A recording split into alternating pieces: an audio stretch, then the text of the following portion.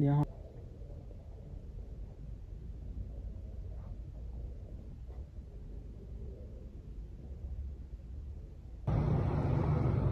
กราบสบายดีกันเบิดสุขุสุคนตอนนี้เราก็อยู่แถวเขตเพียวัดเนาะ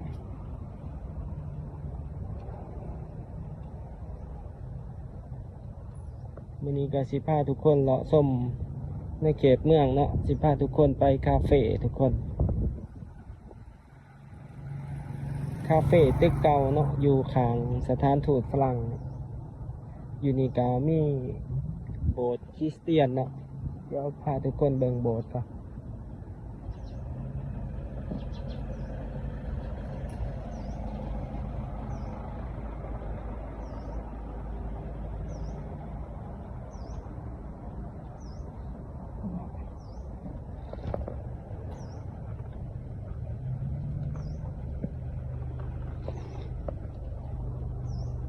นี่เนาะทุกคนจะเป็นโบสถ์คริสเตียนอยู่เพียวัดเนาะมันจะเป็นโบสถ์เนาะทุกคนเดี๋ยวเราสิพาทุกคนไปเบิ่งห้านกาแฟตึกเก่าเนาะทุกคน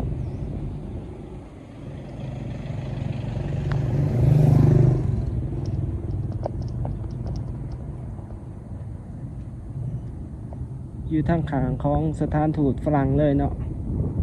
ทางหน้าเฮาก็เป็นองค์หมอมโหสถเนาะโรงพยาบาลมโหสถ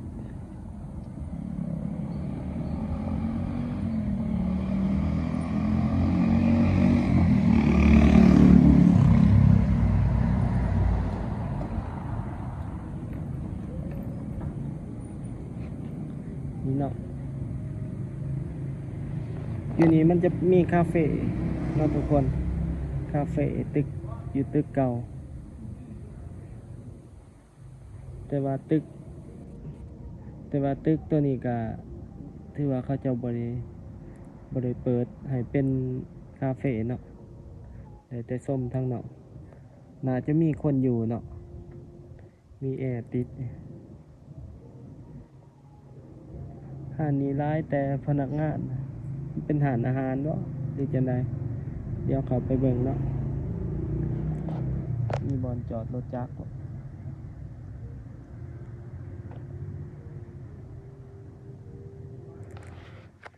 ทางนั้นก็เป็นอีกตึกหนึ่งเนาะเป็นตึกเก่าข้างๆกับองค์มโหสถเลยเดี๋ยวเขาไปเบิ่งกันว่าเขาจะขายกาแฟบ่หรืออาหารเนาะ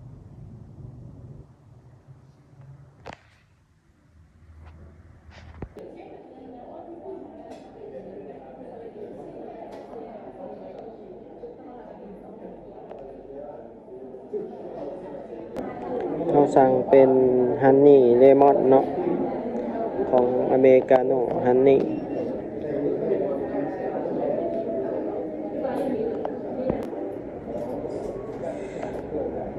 นักเรียนกับเขามากินร้ายเนาะยิงมันจะเป็นห่านคาเฟ่แล้วก็มีเขานำทุกคนอยู่นี่อยู่ทางขางของสถานทูตฝรั่งเลยเนาะเขาก็สั่งเป็นอเมริกาโน่น้ำผึ้งเนาะ35,000ทุกคน35,000เท่านะถึกๆเนาะเพิ่นให้น้ำผึ้งหลาย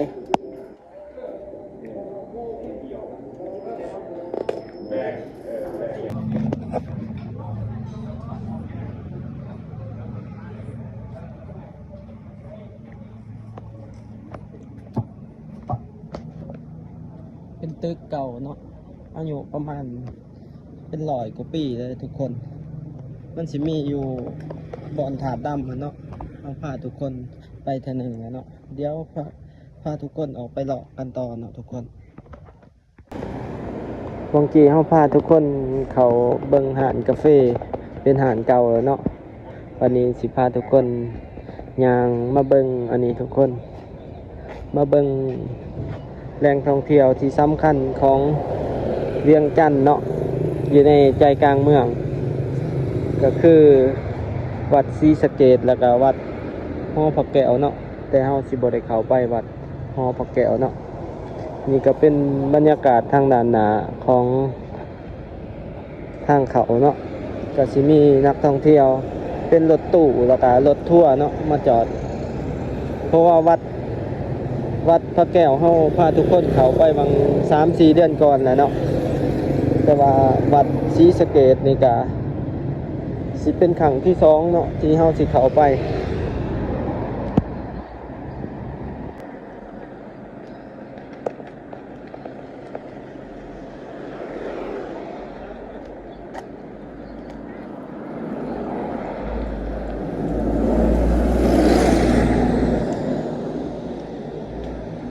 ทางนั้นก็สิเป็นถนนหลานสางเนาะแล้วก็หอค่ำ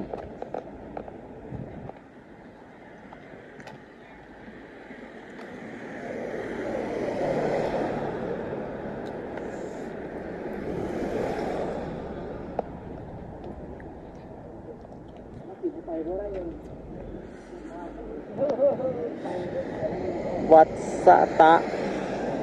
วัดสะตะสะหัสสารามศรีสะเกษเป็นวัดเก่าแก่เนาะสมัยเล่าหลานสางเลย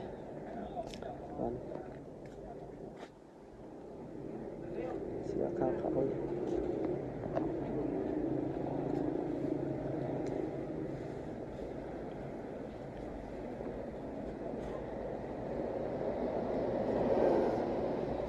วัดนี้ก็เป็นครั้งที่2เนาะ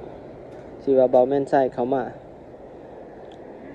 ทั้งหนาทั้งเขาสิมีบอลเก็บปีเขาส้มเนาะคนลาวนาจะประมาณ 10,000 เนาะคนต่างชาติประมาณ 30,000เพราะทั้งหนามีการขายผลงานศิลปะเนาะ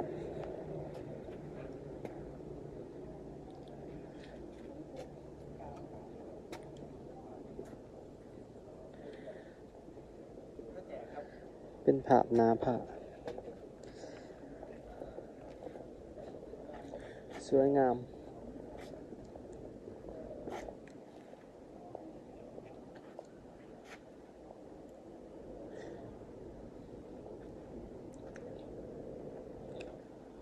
ดี๋ยวพาทุกคนเลาะชมพระธาตุเจดีย์เก่าๆอยู่ข้างนอกกันเนาะเดี๋ยวสิพาทุกคนเข้าไปนี่ก็เป็นครั้งที่2ที่เขามาสุดก่อนกับบริยางรอบๆสำเนาะเขาไปแต่ทางใน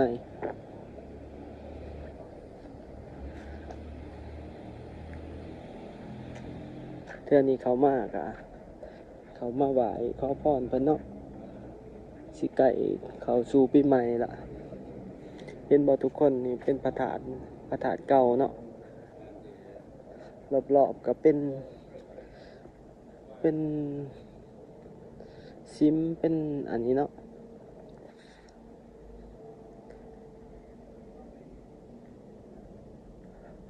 หลังคาอันนี้เก่าเติบ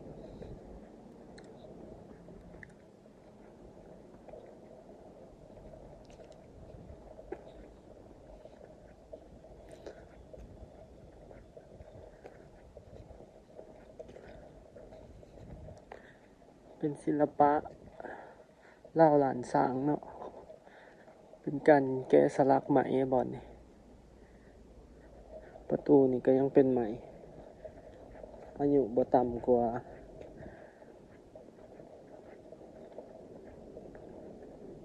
60 ปีเนาะสำหรับประตู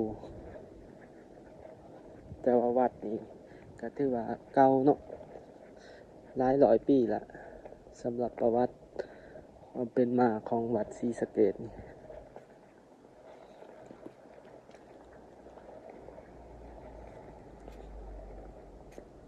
เขามาสุดก่อนบริย่างรอบๆเนาะเดี๋ยวพาทุกคนย่างรอบๆเบิ่งธรรมศาสตร์รอบๆวัดนี่เนาะก็กว้างเติบเลยทุกคนนี่มานี่ก็มีบอลนั่งดินนี่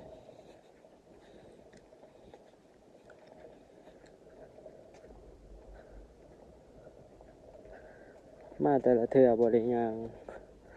รอบๆเขาไปแต่ไหนเนาะ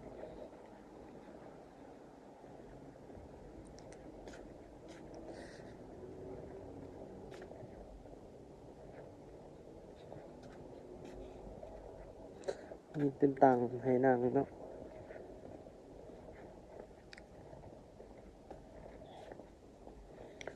ทางข้างมันก็เป็นถนนหลานสาน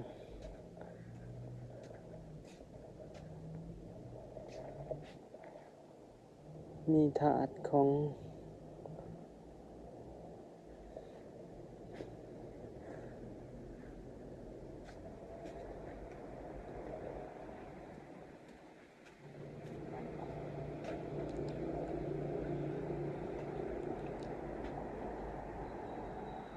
ก็มีผ้าเนาะสัทธาหอผ้ายาพอ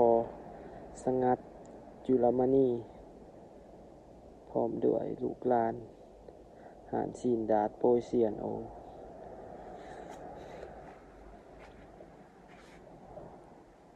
เดี๋ยวยังออกไป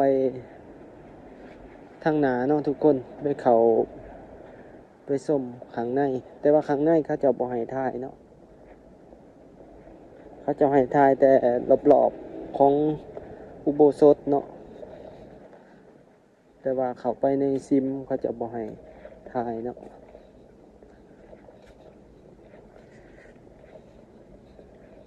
คล้ายๆกับอยู่หลวงพระบางเนาะแต่ว่าเบาแม่นใส่กับท่านเคยไปหลวงพระบางสำหรับทุกคนแต่ว่าเห็นในรูปเนาะคล้ายๆกับหลวงพระบาง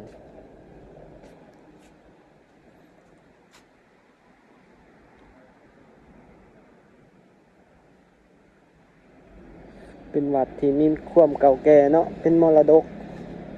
ตกทอดมาตั้งแต่สมัย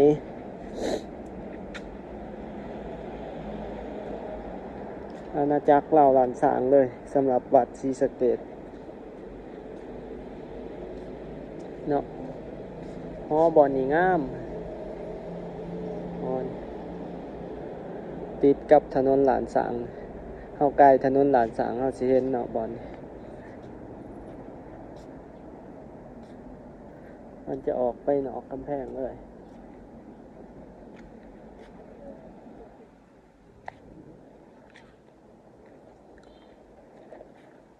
เดี๋ยวเฮามาเบิ่งอันนี้เป็นเหือ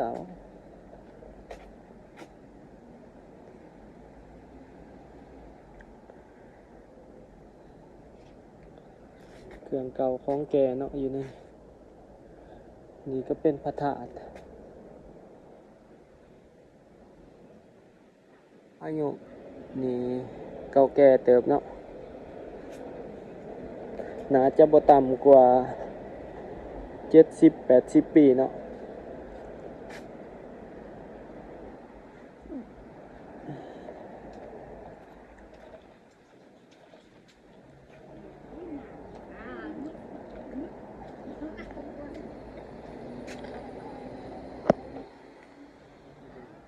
บรรยากาศนักท่องเที่ยวเนาะเขามาเที่ยวเดี๋ยวเขาไปข้างในกันทุกคน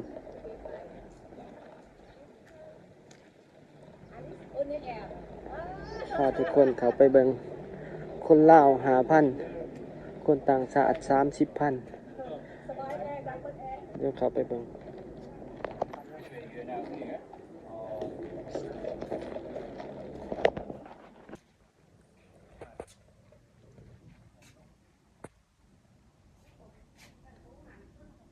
เนาะทุกคนอยู่นี่กับสิมีพระพุทธรูปเก่าเป็นทองสำริดเนาะแล้วก็ทองเหลืองอยู่นี่ตรงนี้ก็เป็นหอเจดีย์เก่าเดี๋ยวพาทุกคนย่างเบิ่งรอบๆกันเนาะตามรอบๆของฝาผนังจะเป็นพระเนาะองค์น้อยองค์ใหญ่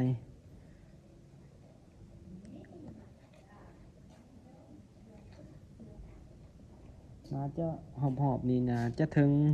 ระดับ10,000 องค์เลยเนาะทุกคนน่าจะถึงระดับ10,000 องค์เลย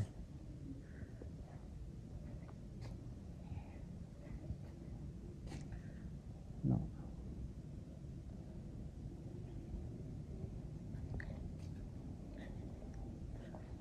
นี่ก็เป็น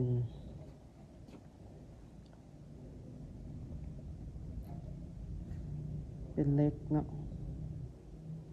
ที่เพิ่นรอขึ้น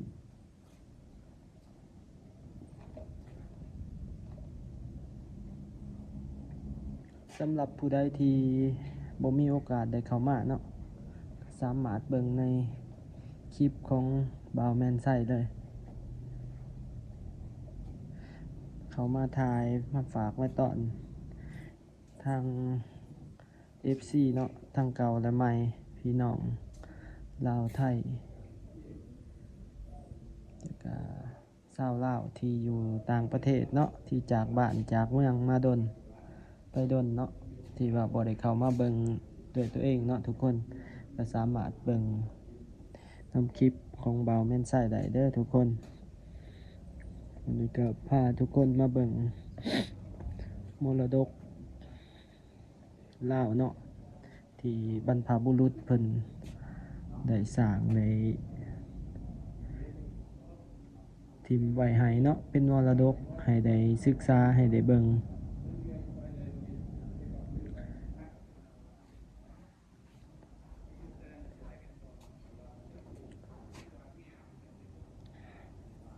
เป็นวัดที่สวยงามเนาะแล้วก็เก่าแก่อยู่นี่เบิ่งประตูหรือว่าอันนี้การก่อสร้างนี่งามหลาย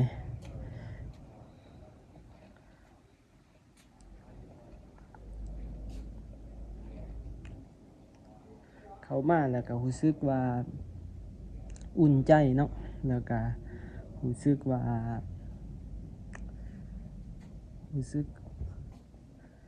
ฮักกับมรดกเนาะที่เฮาเห็นนี่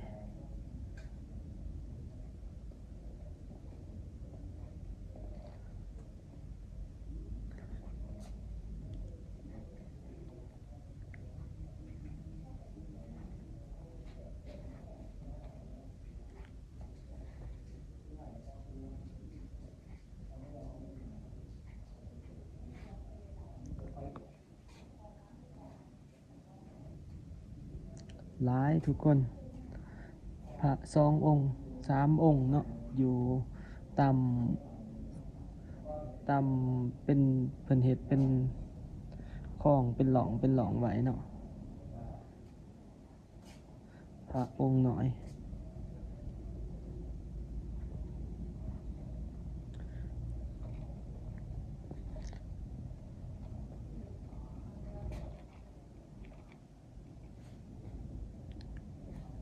คือว่าแล้วเนาะศิลปะลาวไทยคล้ายๆกัน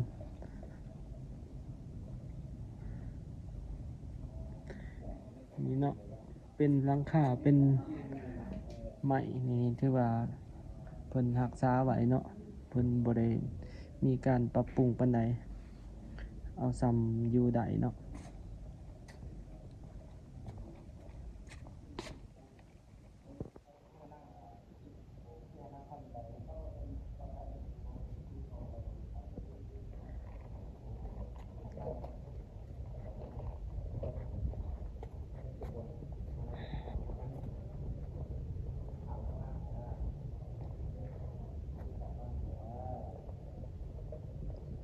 เดี๋ยวเบิ่งรอบนอกกันเนาะทุกคนจังสิถ่ายต้นเจดีย์ให้เบิ่งแต่ว่าเฮาก็สิบ่ได้เข้าไปไหนเนาะเพราะว่าเพิ่นก็บ่ได้ให้ถ่าย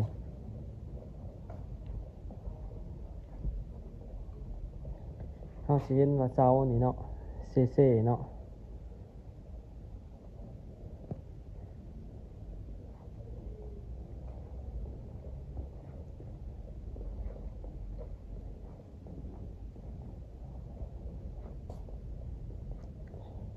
งดงามหลายเนาะว่าองค์นี้แฮงงามเก่าแก่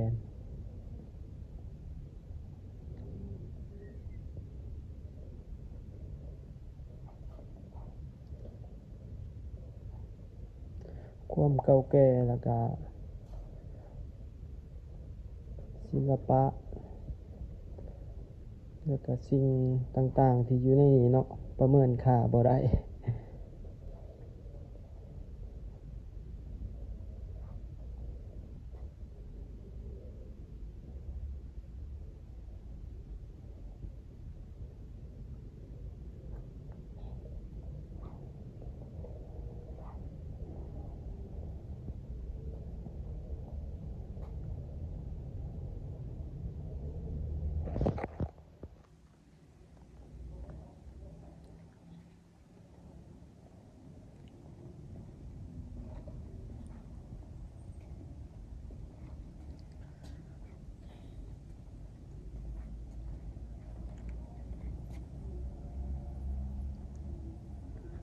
เดี๋ยวเราก็สิเข้าไปไหว้ข้างในเนาะ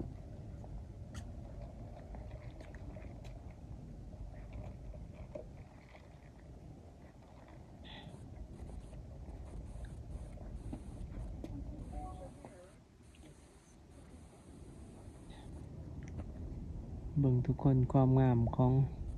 ประตูนี้เนาะ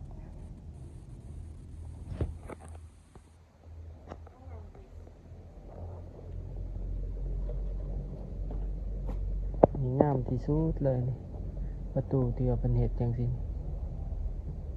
แบบความเลิกเนาะ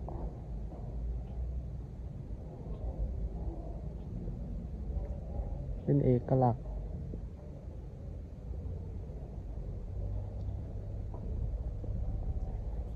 แบบคือพระราชวังเลย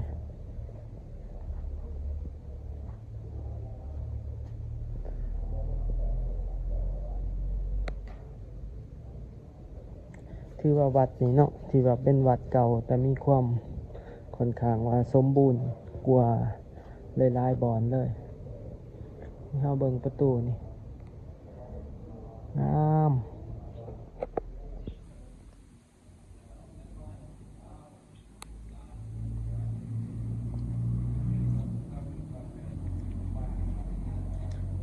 ฝรั่งนักท่องเที่ยวที่ว่ามาเที่ยว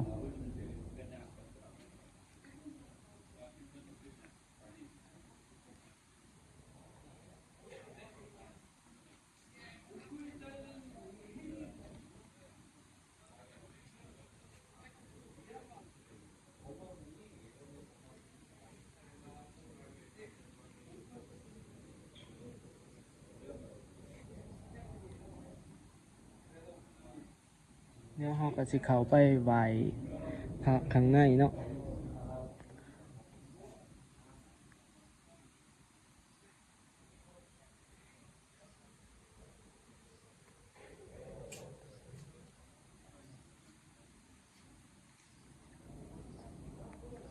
เดี๋ยวเราก็สิเข้าไปไหว้พระข้างในเนาะทุกคน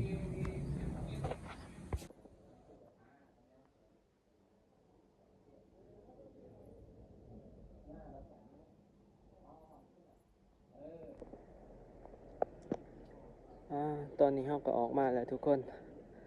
ก็สิมีอยู่ประมาณนี้เนาะสำหรับในคลิปนี้เนาะโอ้อันนี้เป็นถาดของบุคคลเนาะเจ้าหญิงแสงสิริจันทร์จิตรลาศภูสางนางธาดาประดิษฐานอุ่นโฮงประดิษฐ์ทุกคนก็สิมีอยู่ประมาณนี้เด้อสำหรับคลิปนี้เนาะพาทุกคนไปหานกาแฟเก่าเนาะส้มของเก่าๆมื้อนี้ ที่ว่าพาส้มของเก่าของแก่ในนครหลวงเวียงจันทน์เนาะมาที่วัดศรีสะเกษเนาะมื้อนี้ก็ถือว่าเป็นครั้งที่2ของบ่าวแม่นไส้เนาะที่ได้เข้ามาแต่ก็ถือว่าได้พาทุกคนเลาะส้มวัตถุโบราณเนาะมื้อนี้แต่สำหรับในคลิปนี้ก็สิมีอยู่ประมาณนี้เด้อทุกคนถ้าผู้ใดมักก็อย่าลืมกดไลค์กดแชร์กด Subscribe ให้กันนะเด้อทุกคนเพื่อเป็นกำลังใจให้กันและตอนนี้เบาแมนใส่ก็ต้องขอกล่าวคำว่าขอบใจแล้วก็สบายดี